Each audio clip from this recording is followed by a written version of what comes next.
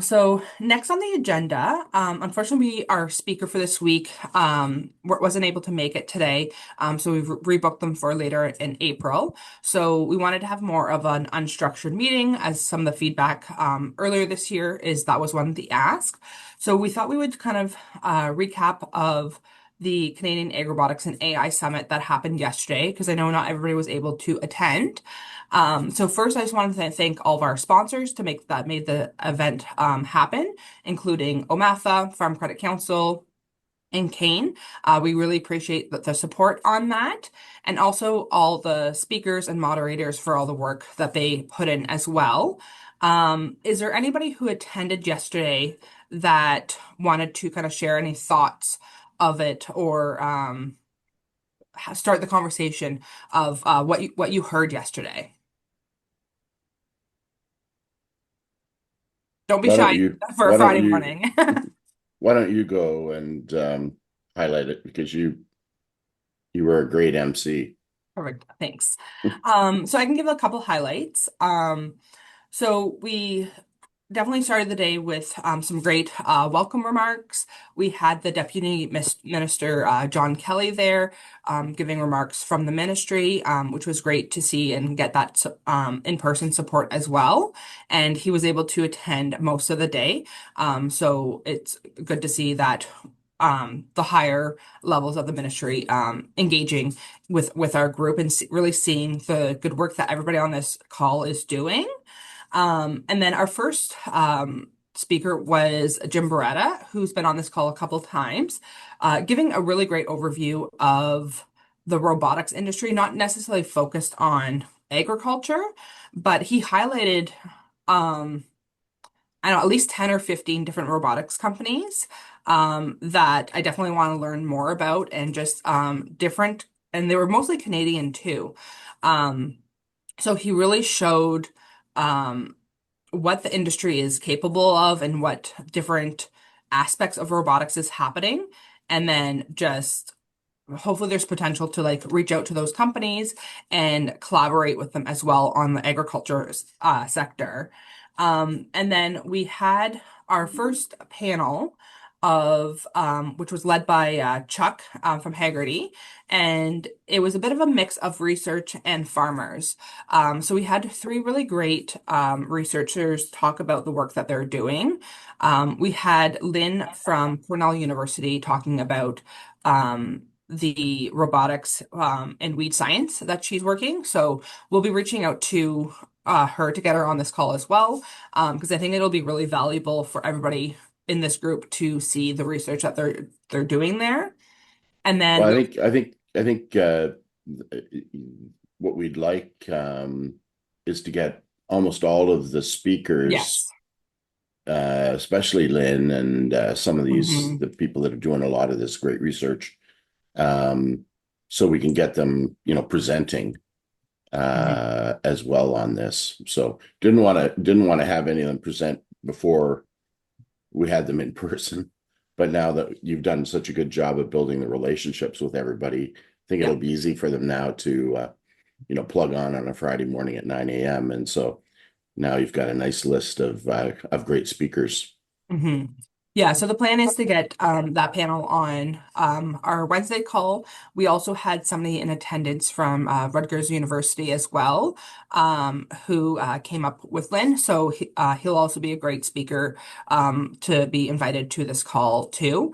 So stay tuned for that. But we really want to share further like what they're doing in the US for the research and weed robotics and other agriculture robotics too. But I think it was a really great showcase of what different collaborations is happening out there. And then the second part of the panel that Chuck did is inviting a couple farmers to talk about their experience with robotics. And what I found really interesting is the one farmer, he's tried a couple different things, even though one was not successful and it lit on lit on fire, I think is what the problem was. But he's not afraid of keep on trying.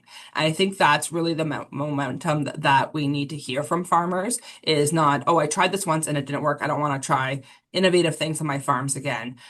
he wants to find what the next thing to help him be more efficient on the farm. And I think that's why we're having these conversations, why we're having this meeting, why we're having the summit as well, is we want to get this technology in the hands of farmers, and hearing that feedback directly from them is very valuable.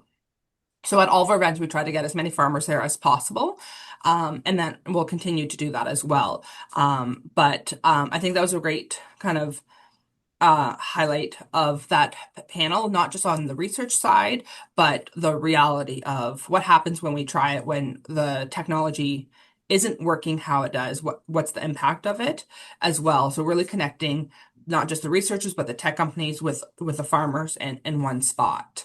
Um, we also had another panel from some early stage startup companies. So Jordan Jokas from the Founder Institute did a fabulous job introducing them. A bit of a, I think people compared it to a wrestling introduction. So it got the crowd pretty alive.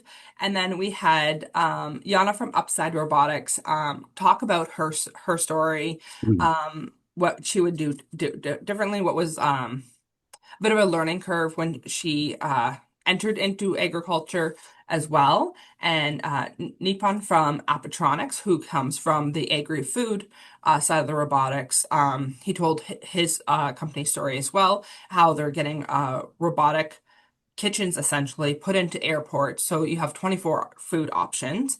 And then unfortunately Remy wasn't able to make it because he got snowed in Calgary, but we'll get him on this call as well. So this group can hear his story. And sorry, Joe, what was it? Colin from Colin Yates. yeah, Colin Yates, thank you.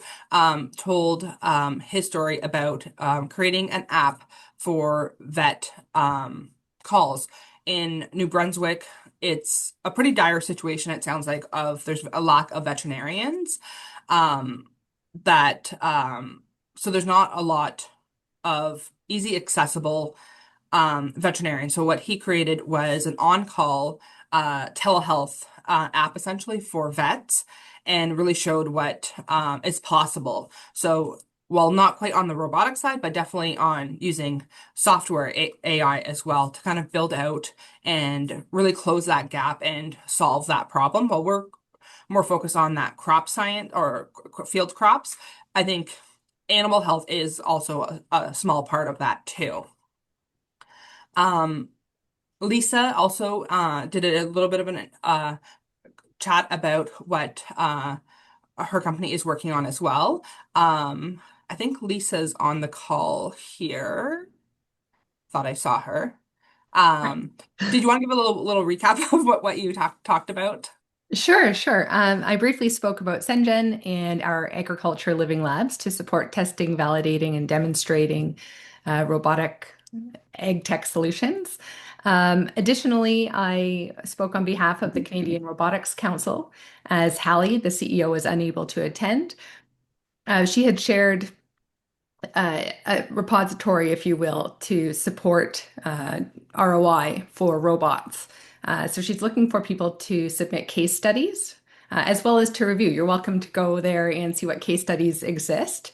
So I can share some of those links Yeah, to that'd where be great. those repositories sit, as well as to extend an invitation to the whole ecosystem to attend the Canadian Robotics Council Symposium, which will be in Toronto at the Toronto Regional Board of Trade on September 21st. This is the first day of the same week of the Mm. RosCon, although they are two distinct events. There will be a lot of people in town from like internationally, and a really good opportunity for innovators to display their technologies to some global potential adopters and investors, and a great place for investors to go as well to see some, curated, ready to commercialize, if not already commercialized robots. So I'll send that information, some links in the chat. Thank you. Perfect. Thanks, Lisa. I did put it in the agenda as well, that the symposium is coming up. But I'll update any links because I think I just linked to the general website. So thank you for sharing that as Thank well. you.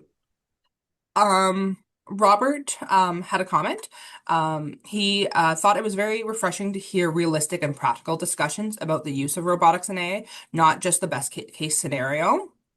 And I agree. I think if we're only focused on the best case scenario or the positives, we're not growing, we're not really seeing the full picture as well. So I think, again, hearing those stories from the farmers directly and the tech companies of what their challenges are and how can we help them overcome them, I think those are the conversations that are really important that we want to hear at events like this.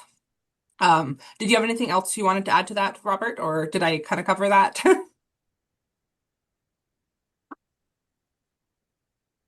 Okay. Perfect. Okay, thank you. So then after lunch, we had another panel that Nevin from Aereo moderated.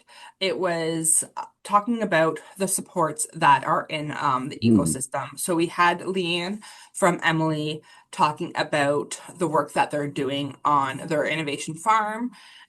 We had Sergio from the Agriculture and Agri-Food Canada talking about their research centers and what they're doing. And then we also had Garson, who's online here from Kane.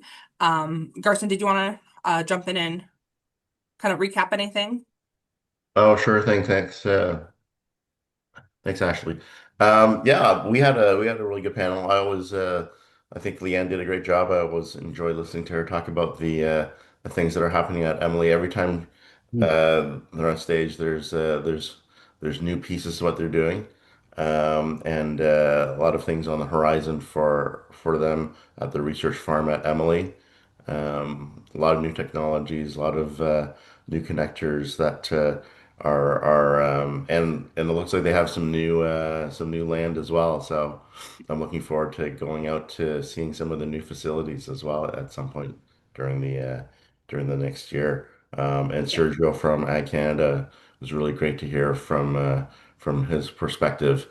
Just a very small snippet from Sergio since they have so much happening at that Yes. facility.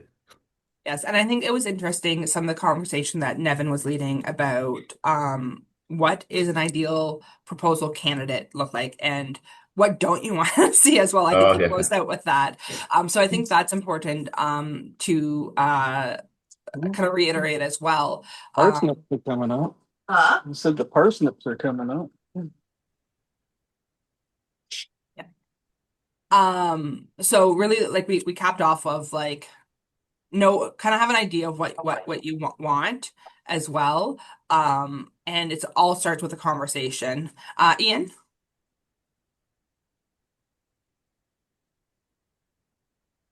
Sorry, just to that point about what's a good one and what's a bad one. The the idea can come across in a good or bad proposal, and a bad proposal would be kicked out. But I think again, a value of us as a working group is as a mentor for some of those people to help Mhm. them frame a better proposal because we don't want great ideas to die because they just didn't write it in a way that would sort of be receptive to those people that they're trying to pitch to, right? So just something to keep in mind as the AgRobotics Working Group. Yeah, I think that's a great point to talk about as well. Because this was the first time that I went through like a research proposal project with on their ag robotics side.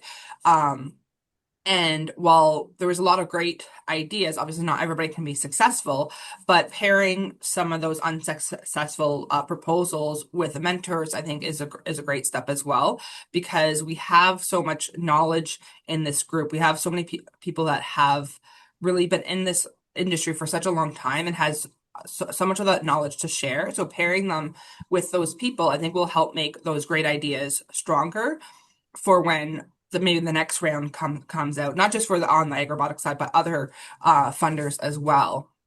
So I think part of the success that I want to see out of this group is having more mentorship opportunities for these early stage startups as well to help them be successful. And we want new ideas. We want innovation.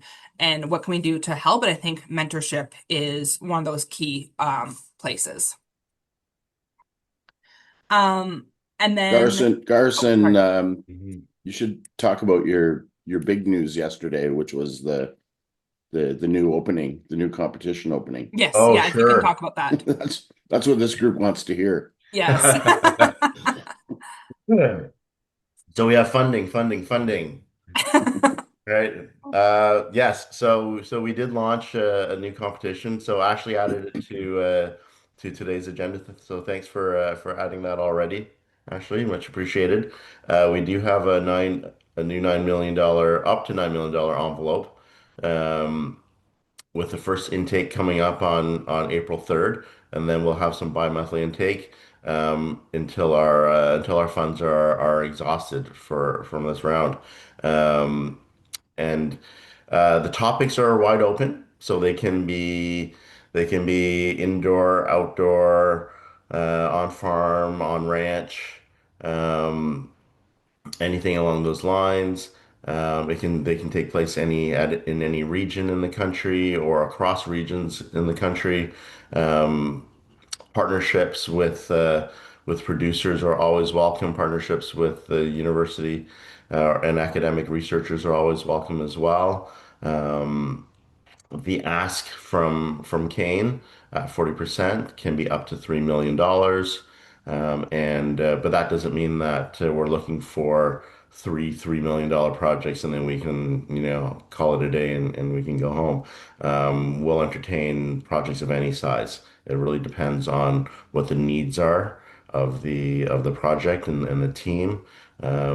What's the best fit for the organization at that time as well. So we'll entertain projects of any size, and 3 million is just a cap for this round. So I'm happy to talk to anyone about any of the ideas that they have, provide some advice. We only started to scratch the surface on what makes a good application look like a good application, and the applications are not as strong may still have really come with really good ideas, and so as Ian and others have said, it's really just the beginning of a conversation, and my job at Kane is to help the applicant in any way that I can. Mhm. And if it's not, even if it's not a good fit for Kane, I always try to point them in a direction that may be helpful for them. Another organization that I'm aware of, other funding sources, other resources, other potential team members, or mentors that they could speak to gather some more information, or who may have some information about some other sources of funding. I'm always happy to point them in other directions. Perfect. Thanks.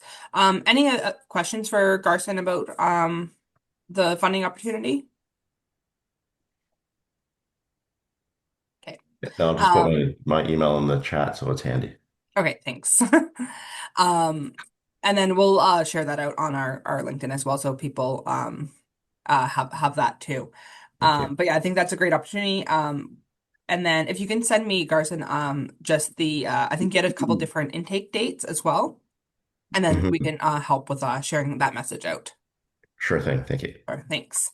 Um, but yeah, so that was a great announcement that we talked about yesterday as well. And then, Joe, did you want to talk a little bit about your funding panel? Yeah, so we had quite a few good investors. Um, but what didn't really come out that I thought needed to come out, and that's kind of on me, is venture capital is only they don't want to take the risky part. And I think with a lot of our companies, they're still in that risky zone where they don't have traction, they don't have customers. Um, Yana's been able to get some investment with upside. Uh, Nipon's working on his investment. He's had a round already, but they're not lining up. to invest in ideas. They want to invest in things like eco robotics or carbon robotics once the product's very mature and almost ready to go. So, and the thing that came out as well is there's a lot more money in Silicon Valley, which is fine because we can jump on a plane and be down there in 4 hours. So if the money's not here, so I purposely invited John Cassidy from SVG Thrive, SVG Ventures and Thrive. John's parent company is based in Silicon Valley, and they've got a lot of connections. I think over the next year we'll maybe spend a bit more time to connect into California. I think we can compete. I think we can add value. Oh, I know we can. I know we can compete on smart young founders, smart young ideas. We've got, Western Waterloo, Guelph. What we need is just a bit more access to capital. So I'm trying to figure out how we do that. They want to invest in good teams and good ideas and good concepts. So that'll be kind of the next strategic piece of our chess game is build a few more relationships down there, which capital flows, right? Capital will flow to good ideas. We just need to be comfortable heading down there. FCC, they had quite a good contingent down there, so Graham Millen and his crew are blazing the trail. So I think we'll get some support from Farm Credit Canada. They just helped a company called Meriterra do I think a $16 million raise, and they were involved, but they also got US investors involved. So I think it was good that we had the crew there. There's quite a few other investors in the crowd, but they're not actively pumping money into our space just yet. And I think it's because our companies are so small and immature, and we need to get traction with farmers. I think that's if we can, over the next 2 or 3 years, prove out some of our models, get some actual sales, get actual products up and running. And so this is where people like Conrad and Kate and Peter and Cameron, if we can as a group try to figure out how to accelerate them a bit, get them customers, get them introductions, get them actual paying farmers, even if it's pilots. I think that advances the whole industry, because this industry will only survive if there's eventually farmers wanting to use our products and our service. And we know what's going to happen. Chuck, I wish he was on here this morning. About a month ago, Chuck called me after he watched the Chinese New Year gala event with the Unitree robots. And he goes, if I had any doubt that robots weren't going to have a huge impact on agriculture, they're gone now. It's just where are we? And it's going to be a long haul. It's not going to happen in 1 year. It's not going to happen in 1 month. It's going to be a long haul. So I think if we prepare ourselves, conserve capital, work with the granting bodies like Kane, support our top young founders, support our top young companies, and then just get them through this long introductory session or period, I guess. We'll be in really good shape. So I was really pleased with the people like Royal Bank. Lisa drove down from Toronto, sent me a nice note this morning, wants to support this group. So everybody knows this is a strategic sector for Canada and for us. So I think we just need to figure out how we can engage and how we can attract more resources. And so I think that was the big accomplishment yesterday. We went from virtually a bunch of people on a screen here, started by Kristen and Ian and Chuck, to a room with a couple hundred people, and a bunch of VIPs that are saying, hey, this is a strategic sector. How do we nurture it? How do we help it? How do we do that? And I think the key piece is the founders, and they're like we're planting little seedlings here. We've got to protect them the first few years till they get away. So yeah, I think that's what we wanted to accomplish with the venture capital discussion. We were still a bit superficial as far as I was concerned. We didn't really have the time to dig down and go, all right, well, I can't invest in an idea. So we've got to find other ways to support those early stage companies. The money will come eventually, and it's probably going to come from, kind of crazy places. So thanks, Kate, Conrad, Chuck, Peter, Cameron, the Finite Farms guys for pitching. I think, it showed the talent and the ideas, which is really what we wanted to showcase. Plus Yana, plus Nippon, plus Colin. Like, we've got some great young founders. We just need to kind of coach them and nurture them, till they start getting some real sales, and then they're away. Sorry for my diatribe, guys. I'm still half asleep here. It's okay. It's still early. I think Ian, you had your hand up first. So just to the start of Joe's comments there about the sort of vacuum pre-commercialization, I've had the same conversations with companies. And a couple of things from yesterday and then thinking about sort of the last few months, I think are important here. I was really intrigued by the comments, and I can't remember who it was that said it, about the early investment that Quebec and another province made in AI back in was it the 60s or the 70s, that's starting to pay off for them now.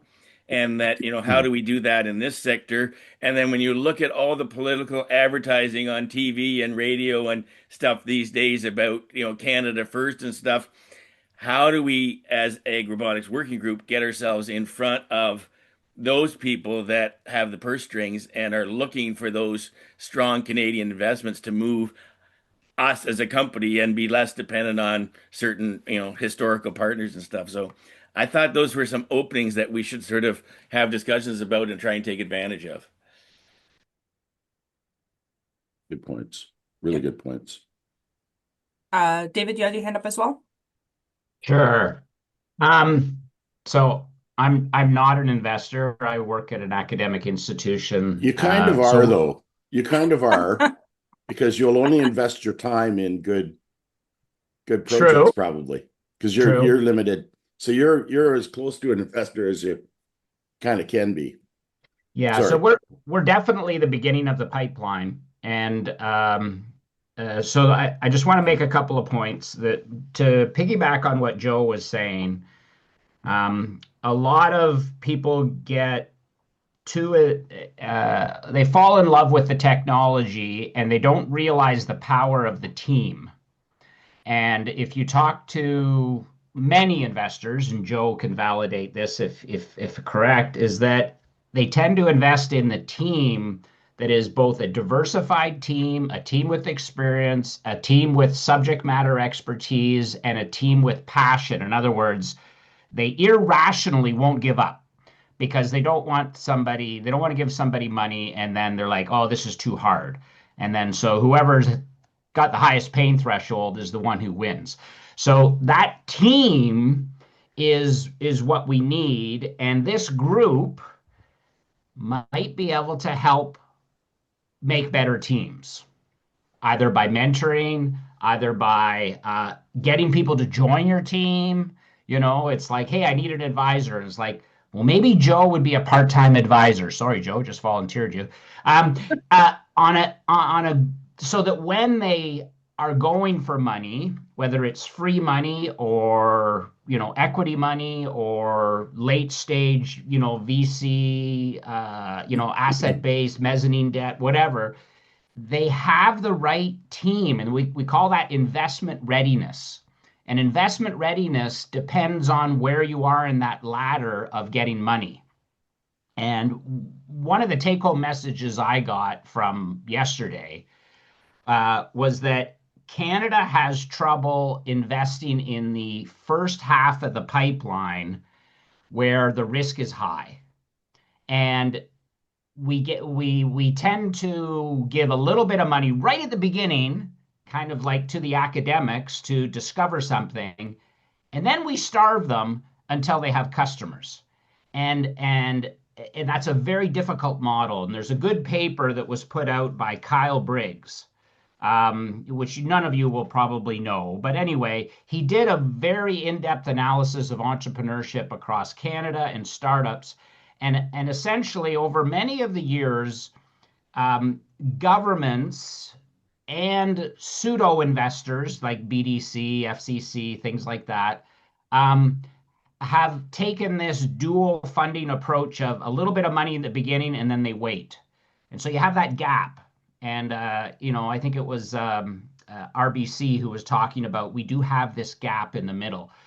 And what Kyle was saying is that if you look at the numbers, what the government should be doing, and you should be rallying for this, is putting more money in the beginning of the pipeline, not to academics, but just after the academics, and giving the money, a little bit of money to pretty much everybody in a strategic space. So the idea is you don't pick winners. What happens is people overestimate their ability to pick a winner. So they're like, oh yeah, we're only going to invest in this technology because it's AI and that's what we're going to do. And they ignore everything else. And what the data showed is that if you invest in everything a little bit, you can't give any one company a huge amount of money in the early stages because there's just too much unpredictability in will it pay out? Will the customer accept it? Will the technology work? And so if you get that money coming in, you can keep these companies alive long enough so that when it's de-risked, the real investors will come in. It's not an easy thing to do, but essentially, if you're going to spend $2 billion, don't spend it all in one place unless you really know what you're doing and you're going to do your due diligence. And sometimes I'm a bit critical of FCC because they're tag along investors. They let other investors go in and then they kind of top it up or double down, as opposed to they could have a fund or the government could have a fund or somebody could have a fund in the early stages where you can get $100,000 or $500,000 in the early stages, as long as you're in the strategic area, you've been around for a certain amount of time, like very minimal risk assessment criteria, and then you have lots of hits on base. That's the strategy, and that's what the statistics and the numbers show works better.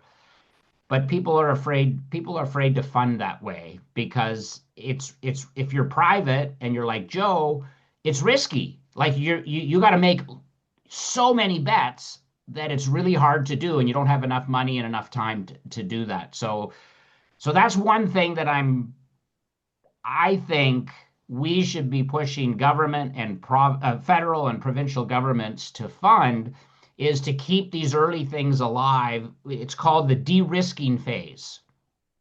So that's my point number 2 in terms of make a good team and get enough money to de-risk so that Joe can put the bigger money in. Okay. Just to follow up on your point, in the very early stage companies, the only thing that really matters to us as investors, and I see probably 300-400 pitches a year, is the people, the founder and the team, because the idea you can change in a minute, going down a different path, find a better place, something easier, a new invention. The team, investment in people is kind of the best investment, as you point out, David. Because even if they fail, they're better off for it for the next one, you know. Um, and I'm totally confident in people like Kate and Conrad, Chuck. The longer they grind on their ideas and their products and understanding their customers, that eventually, they'll invent something or create something that is more than viable and can be become a great company.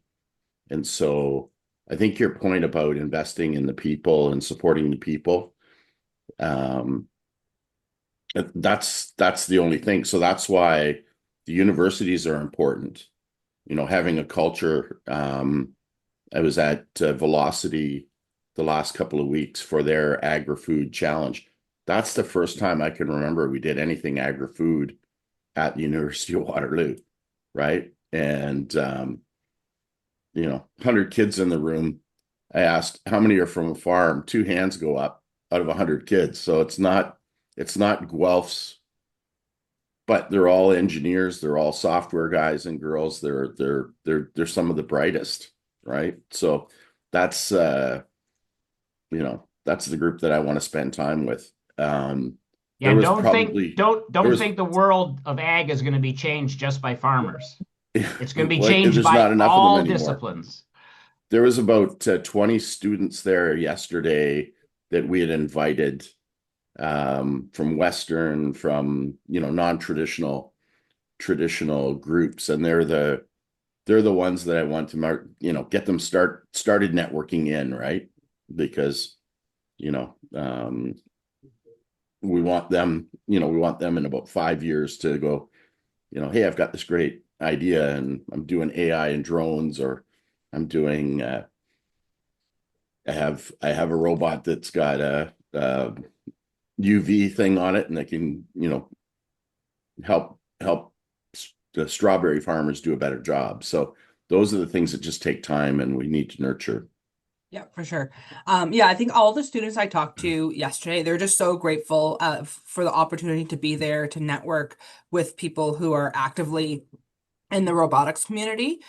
So I think nurturing those students, like Joe said, is definitely important because those are going to be the next generation to come up with the ideas. Carl, you have your hand up? Yeah, no, I was just to echo Joe and David's comments there about people coming out from outside agriculture. I mean, I think David, you spoke to it a little bit here. Is you get the new perspective, and they have to learn a bunch of nuances of what it's like in the field in real life and the extremes that we work in. But at the same time, they don't have the "that's the way Grandpa did it" mentality, and it's a fresh new perspective. And it's like, yeah, I never really thought of that. So in my career, I've always appreciated a different perspective coming into the conversation. For sure. But yeah, so I think that's basically the recap of a lot of the conversation that we had yesterday.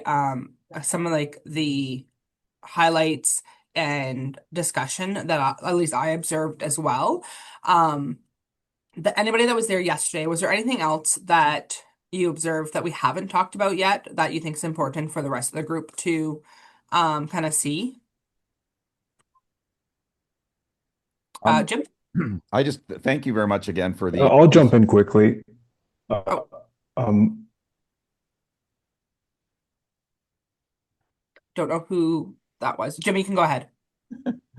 um I really appreciated seeing the hardware at the event. So it was really hard, and congrats, Conrad, and anybody else on the call that brought in machines, because it's a pain and it's expensive and it is so important. And I'd like to try to figure out, Joe, I'd like to have a more a conversation about how do we get even more space at London Farm Show and other Yeah. places, because I think that's one of the things that is, it's a show me industry. Automation's a show me industry, so automated farming is a show me industry, and I was so thrilled, and happy that these entrepreneurs brought their stuff with them, and I hope we're helping them with some of the expenses and trying to make it easier for them. So that's all I got to say.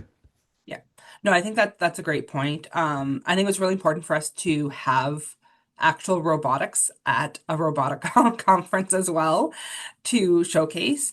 Kate, I think at the end of the day yesterday we talked about some of the feedback you got at your booth as well and some of the conversations. And you didn't have obviously I don't think your drone there on display, but just having the connections as well. VegTech they're from Quebec. They brought theirs all the way, down the 401 from Quebec as well. So it was a long journey for them, but they were very happy to bring the equipment there to showcase it because it really is like you said, people need to see it to sometimes believe it as well. Um, so thank you to all the exhibitors who took the time to bring robotics there as well. Thanks, David. Um, I think that was a key point to the success of the show as well, is not just having a great lineup of speakers, but having that interactive component too, of having robotics there, having our funders there to talk about opportunities at their booths too. So we definitely do want to expand on this in future years as well. So we'll be sending out a survey early next week to the attendees. So feel free to be very open with your feedback because that is what's going to help us build on this as well. So while we love to hear the positives and all the good conversation, we want to hear what your ideas are of how we can build it for future years to build upon it too, to make sure it's a success year over year. Um, David, sorry, Ian had a comment. I think he dropped a link. Was it to the page that or the paper that David put? Yeah, I just put it down Okay, for the thank group. you. Yeah. Thank you. Sorry, I was reading it out of order. Um, but yeah, so again, so look out for that Monday, Tuesday. Put your feedback in there because that's really what's going to help us build on the success of this. Perhaps it's like a bigger exhibitor area or just a bigger space as well. Different type of speakers, whatever you think is a growth opportunity for this event, we want to hear about it too, so we can build upon it. And um, I think somebody said yesterday that when everything's like positive and it's a great like economy, that's when we aren't really pushing ourselves. We're not taking the risk on as well to be innovative. And we don't want to stay in one spot. We want to, this group, this event, we want to push forward, build, and not just for the industry, but like just building this ecosystem. Conrad? Yeah, first of all, I want to congratulate everybody. It was a great event yesterday, and the speakers were really, really good. And it was great to meet some of the investors as well. So it's really fantastic. I think the question now, what I would have is there any feedback from the group for us in terms of who presented or pitched kind of a thing? I mean, if I was going to call on some of the people who actually are potential investors, like Lisa, for example, from RBC, it's a little bit tentative, right? Because I really don't know, I'm not sure I'm prepared for that. I'm not sure if I'm ready for that. I'm not sure if my concept or the whole idea is actually the right one for now. So if anybody has any feedback, any thoughts, any things that we could do better or should do better or consider basically, definitely would be very welcome as well. So I think that's where this group is very valuable Yes. to say, well, here's I presented yesterday kind of what we think we're going to want to go to and how we think we're going to make this work, right? But that does actually make sense. Or do people actually come back and say, nah, the concept is actually not all that valuable, or you should rather go this way, or whatever we need basically from here. I mean, I want to make this work. I would love to, besides the industrial side of it, have this really a positive and a great scenario. I think there's need for it. I just don't quite know how we're going to get there. It's just a point of I see where we want to be. I see where the potentials are down the road, but I'm lacking a little bit the method of how to reach that point, basically. Mhm. Yeah, I think we can kind of help support that with a bit of the survey that we'll send out as well. So if we receive any feedback specific to the pitch companies as well, we'll definitely share that with them. But if anybody was there that saw the pitches, feel free to reach out to those companies too, because that's how they're going to grow with direct feedback. So feel free to call Conrad up to have that discussion, because I think anybody who pitches like that, they're open to feedback. They want to hear not just what they're doing right, but where they can grow, like where was the misses as well. So have those conversations one-on-one to them as well. But definitely if there's anything that we hear throughout the survey, we'll be sharing it with the pitch companies too. You're gonna Richard, get oh sorry, go on. the feedback you're gonna get, Conrad, is no until you get a yes. Yeah, of course. And so keep Right. polishing. The Yeah. feedback I can provide today, I watched yours yesterday with Nevin, Mhm. and right when you finished, Nevin leaned over and said, "Man, that was a lot better." Yeah. So Yeah. you're moving in the right direction. The feedback you'll get is just pitching investors and until you get Yeah. the yes, Yeah. right? And Appreciate you'll it. the more you pitch, the better you get, and all you need is one to trigger. So Yeah. I think you're on a good path. You have a product, you have a concept, but that you know that and getting financed or more importantly getting customers Right. is the key thing. So you might have to Well, live on grants for a bit. You might have to um hopefully this group can help get you more mhm. introductions and do more stuff like you did with Yeah. the strawberry growers where you're pitching 100 customers. Yeah. Exactly. Thank you. We'll try to help where we can. We want you to Yeah. be successful too, right? Yeah. Thanks. And both Kate and Matt in the chat as well said they're open to feedback. So again, reach out to the pitch companies. They want to hear from this group as well, and share that feedback.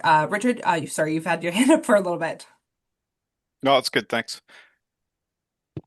I'm just following up on what Connor was saying and looking at things from the manufacturer's point of view. So wire harness automation controls, listening to Yana with her 4,000 crimp story and talking to Michael from Finite about their wire harness, how he's like, I don't do wire harness, but they make it work. And so I guess my question is, when do the entrepreneurs, the startups, when do they feel that they need to be reaching out to manufacturers to bring their product to commercial sale, fit and finish? Um, and from a manufacturer side of view, what can we do to make it easier for them to find us to do that work for them if it's feasible, Yeah. if it scales properly? Yeah. Are there any startups on here that want to kind of share their perspective? I might just, Richard, I think it's really good points because I had that same conversation with Yana. I'm like, oh my God, why are you crimping wires? We have so many good contract manufacturers in the region, box builders, that, and I realize it's time to market. It's like I couldn't find anybody in a couple of days to do this. I told the story yesterday really quickly about introducing Nipun to Ben at Armo. And then next thing I do, I know as I see the manufacturing system in the plant, which was shocking because nobody ever tells you, oh, by the way, thanks for that introduction because we're now doing business. But I think you're right. I think that is an important part. And I've done a lot of work and research in contract equipment manufacturing in Southwestern Ontario. So I think that's a really good conversation to have. Yeah. Yeah. Before we go to Mike, I just want to let Richard know. Kate said she'd be happy to talk offline with that. If you just want to drop maybe your email in the chat to Kate, and then that way you two can connect offline. Mike, did you want to ask or have your comments? Yeah, sure. I'll just start by saying thanks for inviting us to speak. It was a lot of fun, and we'd welcome any feedback, of course. On the wiring harness thing, yeah, for us, and I had some students come up as well and just ask about like when do you start outsource? Like wiring harnesses is one specific example of just generally outsourcing anything from design to construction of some of the stuff that we're building. And it kind of comes down to like, when are we not like iterating on that component to the point that we are ready to take a package of work and say like, here, I need a dozen of these or 500 of these or something like that. And for us, like when we're changing like robot bases for the season and we're in the middle of figuring out what our lengths are going to be and what connectors are going to go on the other end, we're like, not ready yet. And then, we're going to build 2 more that are copies of it, and we probably don't have enough volume to outsource, a dozen harnesses or something like that. So I don't know, it comes down to, are we done iterating and do we have enough volume, I think, for us. Yeah, I think that's a probably a very common thing throughout the early stage startups as well, is as you're constantly iterating to prove that your equipment is doing what you want and building upon that as well, you might not always have that volume. Mhm. Yeah. Ian? Sort of the question was asked, when do you go out to the farmers and stuff? And I just want to make a couple points. Farmers are a skeptical bunch, right? They've been doing things the same way for many, many years, and now we're trying to introduce new things. And so an example I'll use is, if you have the greatest website ever in the whole world, but you put it out there publicly before all the pieces are working, and somebody gets to a piece that's not working and sees that big 404 error and stuff, you may never get them back. And so my advice from experience I've had seeing growers reacting to the robots that we've had in the field demonstrations the last few years and stuff like that, and working with some of Jana's customers last year, find those few farmers like Mark and others here on the call that are willing to work with you, play with you, share their insights and stuff, so that you can have something that you take to a broader public audience that is like, it's got to be almost perfect, or you'll spend innumerable amounts of time and energy to try and capture that back. So it's not what you want to hear, because you want to start generating income and stuff, but I think it's so crucial to the success, and so you got to be almost field ready. Yeah. Yeah. And I think that kind of leads into just my last couple of comments before we close out. A couple of events are coming up that I wanted to talk about. I can't remember the gentleman's name, but he was organizing the Great Lakes Tech Flex that's happening in Michigan this fall. He really wants to build it out to be the Great Lakes region, so not so much worrying about Canada versus the US and borders as well. So that's in the agenda that went out last night as well. So feel free to check that out. It will be a field demo. They have over 70 crops available at their facility, and if there's any companies on here that wants to demo there, but it's not, their crops not included, they will plant it and kind of really customize it for that field day this fall. So feel free to check out that link. And then we will be having our AgRobotics Working Group demo day in July. We're just finalizing the date, but it'll probably be the 3rd week of July at the Simcoe Research Station. So more information will be released on that over the next couple of months. So stay tuned for that. So we are gearing up to start planning out our demo days for the summer too. So I think that really builds on we want to make sure the demos are successful in the field this summer as well. So if you are interested in demoing, reach out to either myself or Torrin, and then we can kind of talk about what that could potentially look like. Okay. Again, thank you everybody who came yesterday, who promoted the event, who engaged with us on LinkedIn as well about it. It really contributed to the success. And everybody who had discussions and really is working towards building this ecosystem. So there won't be a meeting next week because it's Good Friday, but we will meet the following Friday. We will have a speaker, and we'll release that closer to the event. Thanks, everybody. Thanks, everyone.